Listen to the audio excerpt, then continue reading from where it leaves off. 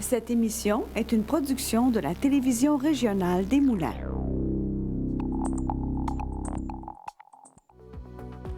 Avec la collaboration de la Chambre de commerce et d'industrie Les Moulins. Le CFP des Moulins, fier partenaire de Fibre E.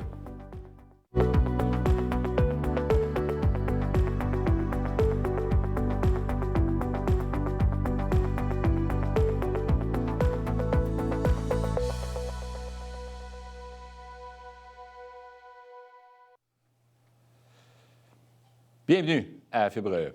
Lorsqu'on évoque le mot parfum, une odeur qui nous plaît ou qui nous réconforte nous vient à l'esprit. Tout comme lorsqu'on pense à des biscuits tout juste sortis du four. Les odeurs ont la capacité de susciter des émotions et d'influencer nos perceptions. C'est ce qu'a découvert William Daigneault, le fondateur de Emara, qui a lancé une entreprise de marketing olfactif, dis-je, dans le but d'améliorer l'expérience client. William, bienvenue à Fibre E. Merci pour l'invitation. J'avais de la difficulté avec le mot olfactif, qui veut dire? C'est le olfactif, en fait, c'est vraiment le sens de l'odorat. En fait, c'est un synonyme pour dire odorat. Et on va en parler parce que tu es dans un domaine de l'entrepreneuriat un peu particulier avec ton entreprise. C'est pas tout le monde qui se lance dans les odeurs, c'est particulier. Ouais. Mais il faut dire que tu es un entrepreneur, entre guillemets. Ta mère qui est entrepreneur, de ton côté, tu as cette fibre entrepreneuriale-là parce que c'est pas la première entreprise que tu débutes. Tu as eu d'autres entreprises avant. Fait que tu as débuté ta carrière comment? En fait, premièrement, depuis que je suis tout jeune, là, j'ai toujours su que je ne voulais pas nécessairement être astronaute, pompier, ambulancier. C'est les emplois classiques. Là. Je sais depuis le début que je voulais me lancer en affaires. Après ça, dans quoi? Ça, c'était une autre question. Mais dès un jeune âge, là, j'ai tout le temps eu des milliers de projets par-ci par-là. Je dirais que ma première expérience vraiment en entrepreneuriat, ça a été une franchise de traitement de pelouse. C'est là pour la première fois que j'ai eu à gérer des employés, voir tous les aspects d'une entreprise, mais c'est aussi là que j'ai découvert que c'était vraiment une passion, l'entrepreneuriat, accomplir des défis et tout ça. Par la suite, il y a eu la pandémie qui est arrivée. Moi, je continué mes études pendant ce temps-là à temps plein. J'avais le goût d'essayer autre chose. J'ai toujours été un passionné de sushi. Je n'ai jamais fait. Mais je me suis dit, OK, let's go. Tu t'es lancé dans les sushis sans savoir comment ça marche. J'avais jamais roulé un sushi de ma vie. C'est vrai? Exact. Mais t'aimais les sushis? Oui, tu t'as dit, bon. On va partir une entreprise de sushis. Exact. Ça, j'ai ouvert ça avec un partenaire d'affaires qui est devenu un de mes meilleurs amis, en fait. Puis, on s'est ramassé à ouvrir 3 kiosques de sushis dans les comptoirs de IGA. Puis, vu que c'était dans la pandémie, pour nous, c'était comme plus avantageux, étant donné que les restos ils étaient tous en train de fermer. Nous, on avait ouvert un modèle d'affaires dans les épiceries. Ça restait ouvert, donc on avait vu l'opportunité. Puis on s'est lancé là-dedans. Par contre, au fond de nous, notre rêve, ça a toujours été de créer notre propre entreprise. Avec le gazon et les sushis, c'était des franchises.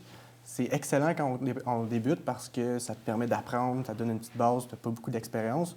Sur le long terme, par contre, quand tu veux vraiment avoir pas de limite puis grossir à ton niveau que tu veux, il y a certains inconvénients. Donc, c'est pour ça que là, maintenant, depuis 2022, on a fondé Erama, qui est une agence de marketing olfactif. Quand tu dis « on a fondé », ce qui fait que le partenaire que tu avais dans les sushis, qui est devenu un très bon ami, donc ça ne s'est pas distancé. Non, exact. Tu sais, des fois, quand on a des associés, on a des gens avec qui on s'associe, des fois, on n'est plus sur la même longueur d'onde après un certain temps. La vision change en tant qu'entrepreneur. La personne va aller dans telle direction, toi, tu vas aller dans l'autre. Dans ton cas, ça n'a pas été le cas. Non, au contraire. Vous êtes toujours resté. Au contraire. Ça a juste renforcé, puis ça nous a juste donné encore plus confiance de se mettre ensemble sur des projets en montant d'un step, si on veut. OK. Puis on a encore plus vu qu'on avait des forces, faiblesses différentes, donc on se complète très bien. Puis on a même rentré un troisième partenaire d'affaires. Tant qu'à faire, on rentre un troisième associé dans le décor. Jamais 203.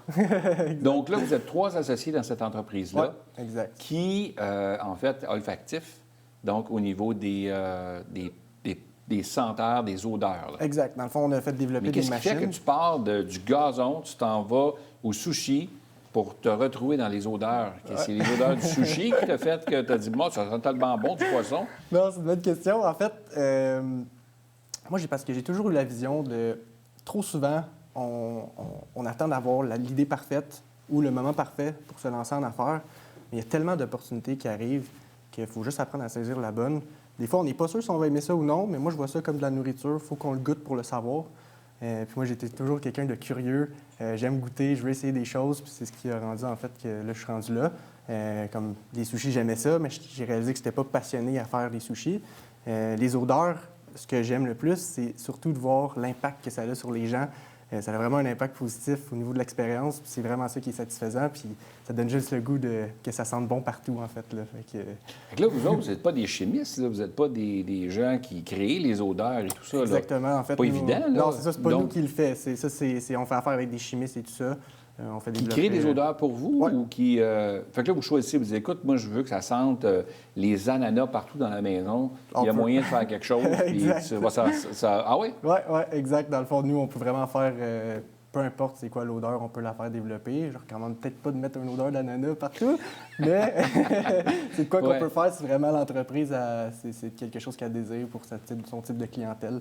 On peut vraiment s'amuser. Là. OK.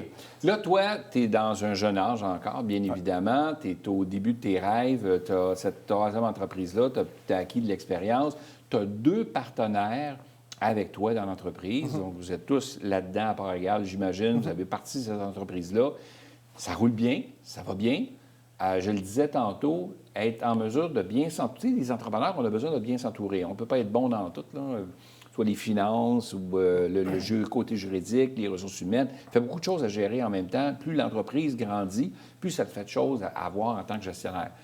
Toutefois, il s'agit de bien s'entourer. Là, le fait que tu as 2 partenaires avec toi, c'est important de bien choisir ses partenaires, tu dirais? Oui, exact. C'est pas nécessairement des gens que j'ai connus en étant amis. C'est plus au contraire devenu des amis au fil du temps avec l'entreprise. On s'est vu évoluer dans d'autres entreprises différentes. C'est ce qui nous a donné confiance de se mettre ensemble. On a vu aussi qu'on avait des compétences différentes parce que sinon, ça n'aurait rien donné. C'était pas juste de rajouter un partenaire pour avoir un partenaire de plus. C'était vraiment pour qu'on puisse s'amener des aspects qu'on n'avait pas. Parce que ce que tu dis, c'est que si les gens pensent se lancer dans l'entrepreneuriat avec quelqu'un, partager en fait le risque avec quelqu'un aussi, parce qu'il y a des risques associés à être entrepreneur aussi, oser avoir cette passion-là qui nous habite, la vision et tout ça.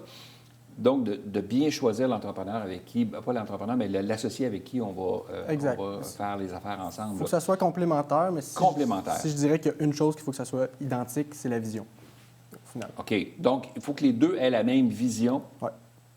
Puis la même orientation, mission de où est-ce qu'on veut aller. Exactement. Toutefois, on a des forces différentes qui fait qu'on va se compléter. En plein ça. C'est un peu ça que tu dis, là. 100 OK. Là, l'entreprise, ça fait combien de temps, là? 2022. 2022, donc en pratiquement juste suite à la pandémie, là, en sortant de pandémie, dans le fond. Exactement. Dans le fond, pendant qu'on avait encore les restaurants de sushi, on a comme fait une transition, si on veut. Là. On a vendu les restaurants, puis on a vraiment fait un processus pour qu'on y aille all-in 100 dans RMA. Exact.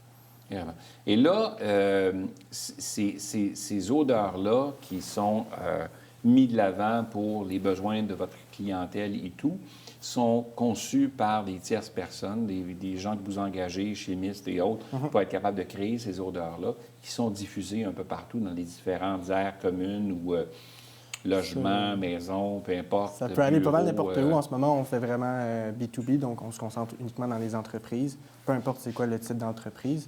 Mais c'est sûr qu'éventuellement, on a des projets que...